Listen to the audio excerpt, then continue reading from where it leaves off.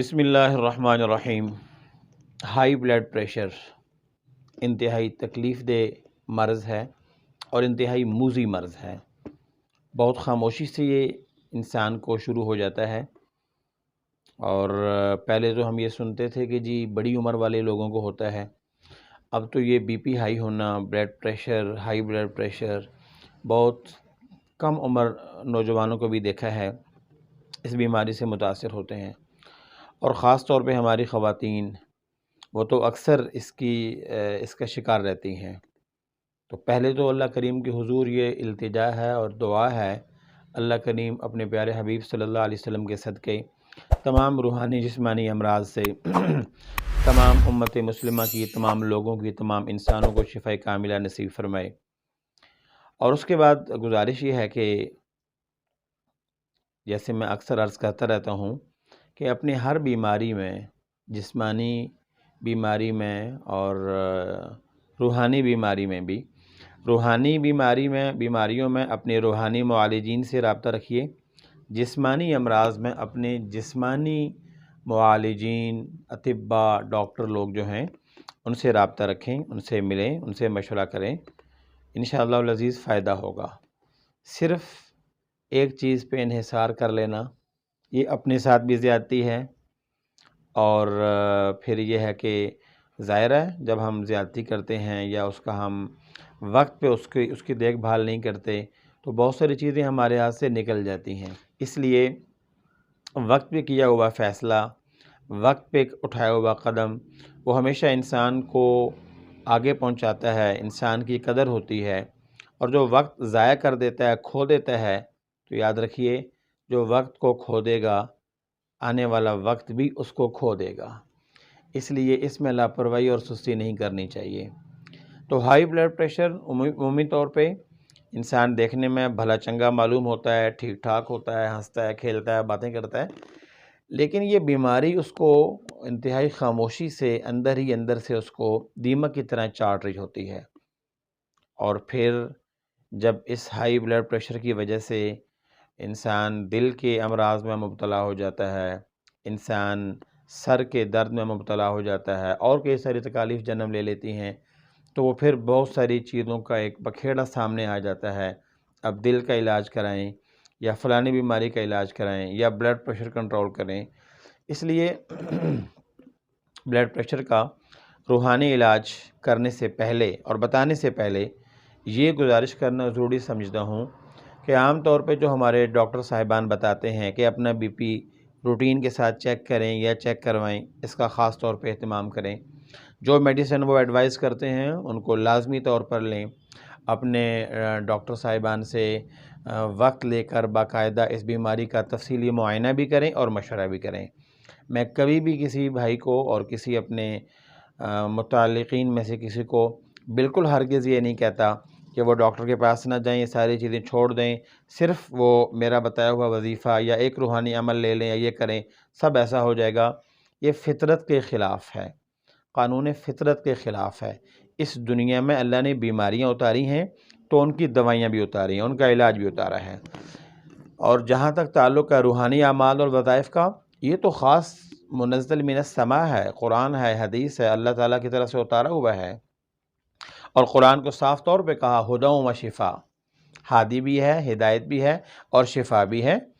اور قرآن برکت والی کتاب ہے، کوئی شک نہیں اس میں کہ قرآنی آیات، اللہ تعالیٰ کے نام، پیارے نبی صلی اللہ علیہ وسلم کے اوپر پڑھے جانے والا درود شریف یا آپ کے مبارک نام یا آپ کی مبارک دعائیں، یہ سب برکت حاصل کرنے کا ذریعہ ہیں۔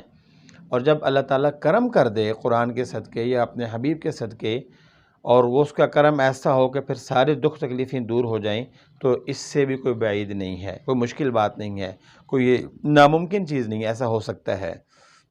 لیکن اسباب کے درجے میں جو اسباب ہیں وہ ہمیں اختیار کرنے چاہیے۔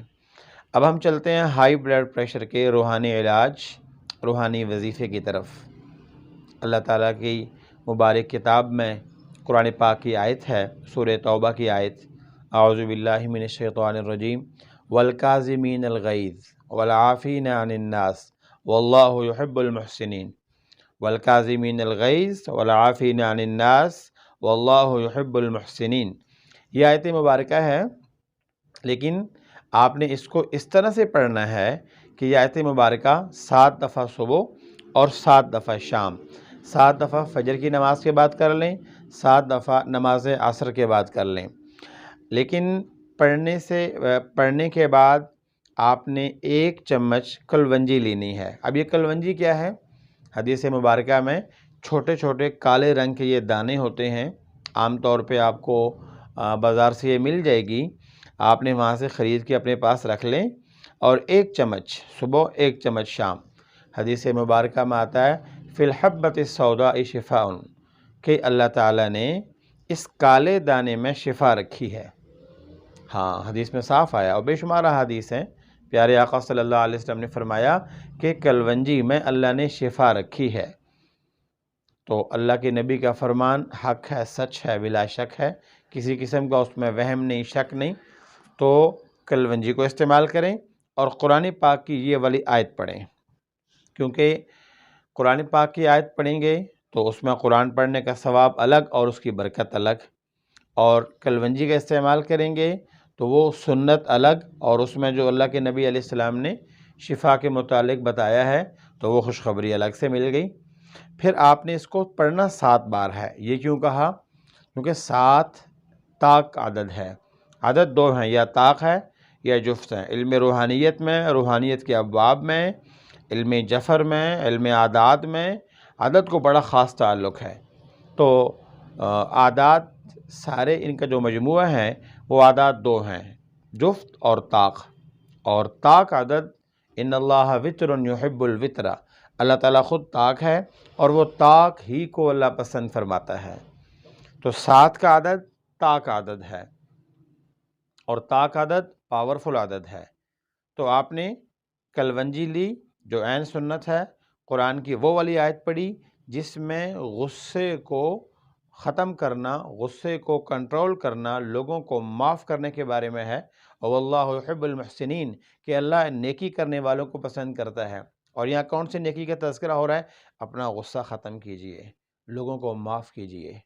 ہاں جی، تو بلڈ پریشر کا تعلق غصے کے ساتھ ہے، تو قرآن کی وہ والی آیت پڑھی جو غصے کو ٹھنڈا کرنے والی ہے، اور جو غصے کو ختم کرنے والی ہے، اور جو عام طور پہ غصے کے بجائے معافی کو عام کرنے یا کرانے والی ہے۔ تو آیت بھی آپ نے وہ انتخاب کیا جس میں نرمی ہے، جس میں عفو ہے، جس میں معافی ہے، جس میں لوگوں کے ساتھ نرمی سے پیش آنا ہے۔ اور کلونجی عین سنت مبارکہ ہے جس میں شفا کا حکم ہے، اور پھر 7 بار پڑھا تو 7 ایک پاورفل عدد ہے، طاق عدد ہے۔ تو 7 بار پڑھ کے آپ نے اس کو دم کیا، کب؟ فجر کی نماز کے بعد یا صبح کے مبارک وقت میں، یا آپ خود نہیں کر سکتے تو کسی قرآن پڑھنے والے سے جو قرآن پڑھنا جانتا ہو، جو آیت مبارکہ کو پڑھ سکے، اس سے جو اچھے طریقے سے پڑھنا جانتا ہو اس سے آپ دم کروا لیں۔ تو 7 بار آپ نے صبح کروا لیا، 1 چمچ آپ نے پانی سے اس کو لے لیا، ایسے ہی پھر آپ نے دوسرے وقت میں شام میں عصر کی نماز کے بعد آپ کر لیں۔ اور بہتر یہ ہوگا کہ یہ جو آپ کر رہے ہیں ایکٹیویٹی، یہ ایسے وقت میں کریں جب آپ کا معدہ خالی ہو، یعنی کہ نہار منہ کر لیں۔ اور شام کو عصر کے بعد بھی، مغرب سے پہلے بھی عام طور پہ کھانا نہیں کھایا ہوتا، تو ایسے وقت میں بھی معدہ خالی ہوتا ہے، تو دونوں اوقات بھی ایسے رکھیں جس میں معدہ خالی ہو، تاکہ آپ کے معدے کو ایسے وقت میں جب وہ فل اچھے طریقے سے تیار ہو اپنی ایکٹیویٹی کے لیے، تو اس کو عین شفا ملے کلونجی کی، اس کو عین قرآن کی آیت کا دم کیا ہوا، قرآن پاک کی آیت مبارکہ کی دم کی ہوئی چیز اس کو میسر ہو، تاکہ یہ دونوں چیزیں بہت جلد اپنی منزل مقصود پہ پہنچیں اور پھر جا کے یہ بیماری کو کنٹرول کر سکیں۔ تو قرآن پاک سے اپنا علاج کیجئے، قرآن پاک کی مبارک آیات سے روحانی اعمال لیجئے، روحانی وظائف سیکھیے، اور روحانی اوراد کو یاد کیجئے۔ خود بھی اپنے اعمال کو روحانی اعمال بنا کر قرآن پاک کی آیات کو پڑھ کر، سن کر، سیکھ کر اپنے اعمال کو روحانی اعمال بنائیے۔ پیارے نبی صلی اللہ علیہ وسلم کی روحانی زندگی سے استفادہ کیجئے، آپ صلی اللہ علیہ وسلم کے بتائے ہوئے روحانی اعمال و وظائف سے خود بھی فائدہ اٹھائیں اور دوسرے لوگوں کو بھی شیئر کریں، تاکہ اور بھی امت مسلمہ کے لوگ، ساری انسانیت، ہم ان کو نفع پہنچانے والے ہو جائیں، ہم ان کو فائدہ پہنچانے والے بن جائیں، تو تاکہ لوگ اور بھی اپنی بیماریوں کا علاج پیارے نبی صلی اللہ علیہ وسلم کے بتائے ہوئے سنت طریقے کے مطابق، قرآن پاک کی مبارک آیات کے مطابق پڑھیں، اس کے اوپر عمل کریں۔ اللہ تعالی ہم سب کو عمل کرنے کی توفیق نصیب فرمائے۔ وما علینا الا البلاغ۔